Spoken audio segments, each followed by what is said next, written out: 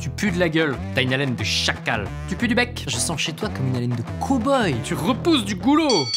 Je suis le Dr Thomas de la CHD et je vous souhaite la bienvenue dans A à Z, l'émission qui répond à toutes les questions de la médecine dentaire. Aujourd'hui, vous saurez tout sur la mauvaise haleine.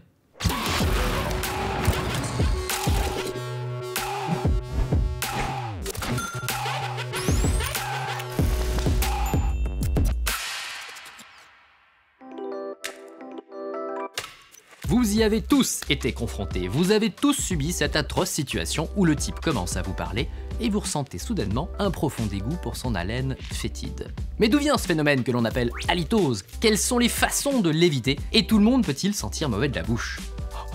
Avant même de déterminer les facteurs qui ont une influence sur l'haleine, il faut comprendre quelles sont les molécules qui peuvent causer cette odeur de chacal. Pour ça, il nous faut forcément analyser le contenu de la flore buccale et le meilleur moyen, c'est de prélever de la salive chez un patient qui sent sévèrement du bec. Analysons ensemble ce qui se trame dans cette flore buccale. Celle-ci est composée d'une multitude de micro-organismes puisqu'elle contient des bactéries dites aérobies, c'est-à-dire qui ont besoin d'oxygène pour se développer et qui sont en lien direct avec l'air que l'on respire. Des bactéries anaérobies, plus en profondeur et qui ne supportent pas l'oxygène, mais également des champignons, des virus et même des parasites. Vous allez me dire, c'est normal qu'avec un tel cocktail cellulaire, on commence à sentir un peu fort du gosier. Sauf que cette composition est tout à fait normale, physiologique, et se retrouve chez tous les individus, oui, y compris vous, qui sentez plutôt bon de la bouche. Alors d'où vient la différence? Eh bien d'une augmentation du nombre de bactéries anaérobies, car celles-ci se nourrissent de protéines qui proviennent des débris alimentaires, et elles libèrent deux types de composants à l'odeur redoutable, les diamines et les CSV, ou composés sulfurés volatiles. Dans la famille des diamines, on pourra parler des fameuses putrécines et cadavérines, je ne blague pas, que l'on retrouve également lors de la putréfaction des cadavres. Et là, je crois qu'on peut dire que ça pue la mort. La mort. Mais en majorité, ce sont plutôt les CSV qui sont responsables de la mauvaise odeur, et l'on pourra citer les plus connus que sont le sulfure d'hydrogène, dont l'odeur se rapproche du chou putréfié, ou le méthylmercaptan, qui tend plutôt du côté de l'œuf pourri. Maintenant que le mécanisme de la litose n'a plus de secret pour vous, découvrons ensemble quelles sont les causes à l'origine du développement de ces bactéries anaérobies et indirectement de ces CSV. Commençons par l'hygiène bucco-dentaire insuffisante. Oui, le fait de conserver des résidus de nourriture à la surface de vos dents entraîne la multiplication de bactéries anaérobies qui vont les dégrader en CSV. Mais ce procédé ne concerne pas seulement les faces de vos dents, puisque la langue subit le même phénomène dans toutes les rétentions microscopiques qui la composent. D'après les dernières études, c'est même cet enduit lingual qui serait à l'origine de 60% des CSV responsables de la litose.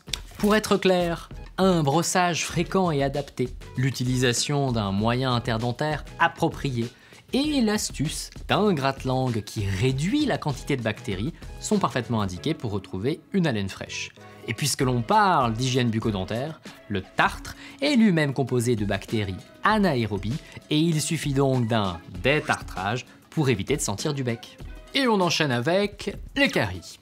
Si l'on devait résumer le mécanisme, la carie dentaire correspond au ramollissement des dents, parfois jusqu'à leur fracture, du fait de bactéries qui décomposent les sucres que l'on ingère en acide. Nul besoin de nous faire un joli dessin, il va de soi que la rétention d'aliments dans le trou d'une carie est énorme et que la laine en est directement impactée. Comment y remédier? Fastoche!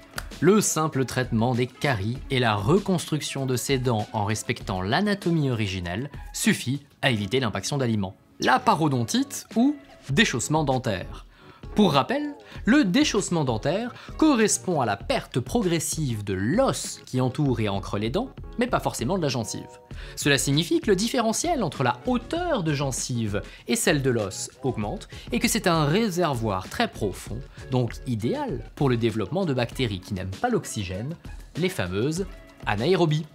Un détartrage au-dessus et en dessous du niveau des gencives, ainsi qu'une prise en charge par un médecin dentiste et une hygiéniste, sont tout à fait suffisants pour vous permettre de retrouver une odeur acceptable.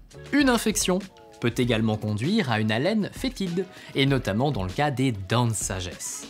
Lorsqu'elles n'ont pas du tout la place de sortir et qu'une partie de la gencive les retient, il est possible que des bactéries se logent sous ce capuchon muqueux entre la gencive et la dent et que cela mène à une infection dont l'odeur vous chatouillera les narines. Je vous laisse deviner quel est le meilleur moyen d'éviter ces infections des dents de sagesse ?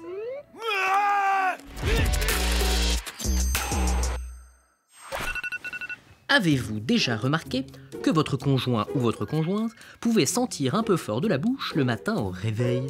Eh bien cela n'a rien de pathologique. En effet, la salive agit en quelque sorte comme un rince-bouche naturel, puisqu'elle contient des substances antibactériennes, surtout contre les anaérobies, ce qui permet de dissoudre les fameux CSV. Pratique, mais il faut savoir que la production de salive diminue la nuit, car on a la plupart du temps moins besoin de parler ou de mastiquer à ce moment-là, et il faudra donc attendre en moyenne 1 heure avant de pouvoir retrouver une haleine acceptable. Un conseil pour aller plus vite ? Commencez la journée en buvant de l'eau ou en brossant vos dents afin de réhydrater votre bouche et de stimuler vos glandes salivaires. Puisque vous prenez désormais soin de votre hygiène bucco-dentaire, avez fait traiter toutes vos caries et retiré vos dents de sagesse, et appliqué la distanciation sociale le matin au réveil, il nous reste à passer en revue les causes annexes de la litose et qui ne dépendent pas complètement de la bouche.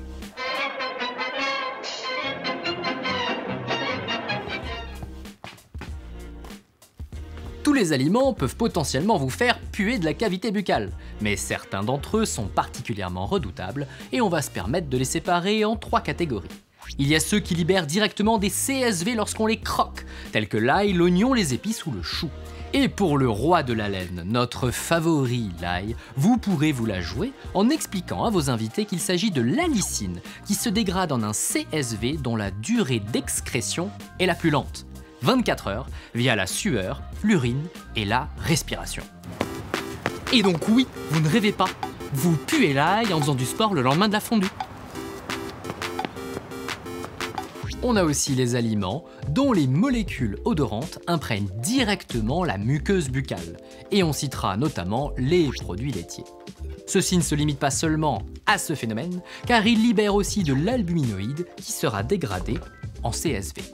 Enfin, on peut noter la dernière catégorie d'aliments qui va entraîner à la fois une dégradation en CSV et également diminuer le flux salivaire. On parle d'aliments et de boissons astringents, comme le café ou l'alcool. Et pour les plus connaisseurs d'entre vous, ce sont les Bordeaux qui sont les plus doués à ce petit jeu. Et en parlant de diminution de la quantité de salive, je n'ai même pas besoin de parler des fumeurs qui schlinguent sévèrement du gosier, puisque la fumée provoque un assèchement de la bouche, donc une diminution du flux salivaire, donc une diminution de pouvoir de dilution des bactéries anaérobies, donc une augmentation des CSV, donc ok, vous avez capté, arrêtez de fumer. Au-delà de l'origine buccale, il existe d'autres causes que l'on pourrait enfin évoquer pour clore cette émission. Certains médicaments, tels que les antidépresseurs ou les anti-allergiques, entraînent une diminution de la salivation, comme les aliments que l'on vient d'analyser. Certaines halitoses ont même une origine plus systémique, puisqu'elles dérivent de maladies chroniques. Un diabète non équilibré peut par exemple entraîner ce que l'on appelle une acidocétose, lorsqu'il n'y a pas suffisamment d'insuline pour faire rentrer les glucides dans le sang, ce qui provoque une haleine typique à l'odeur de pomme rainette. Comme vous pouvez l'imaginer, de très nombreuses solutions ont été tentées pour remédier à ce phénomène. Les dernières données de la science tentent à prouver que des bains de bouche seraient plus efficaces qu'un bon brossage, et notamment lorsqu'ils contiennent de la chlorhexidine, des fluorures de zinc ou encore des sels métalliques. Dans tous ces produits, le principe reste le même, diminuer la quantité de bactéries anaérobies. Seulement, un rinçage buccal ne remplacera jamais une hygiène bucco-dentaire complète et une bouche en bonne santé, sans caries, ni infection ou déchaussement. Alors commencez déjà par consulter votre médecin dentiste ou votre hygiéniste afin de déterminer la cause de la litose.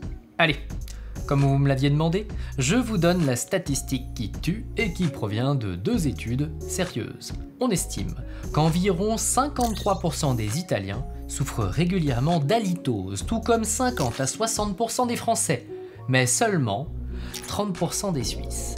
De là à tirer des conclusions sur le goût d'un baiser langoureux en Italie ou en France, il n'y a qu'un pas. Si vous êtes passablement énervé ou au contraire plutôt fier de cette dernière donnée, je vous encourage à nous mettre un pouce bleu, un like ou à vous abonner à notre chaîne. Et j'en profite pour vous motiver à avoir une hygiène bucco-dentaire adaptée. A très bientôt pour un nouveau A à Z sur un sujet tout aussi passionnant.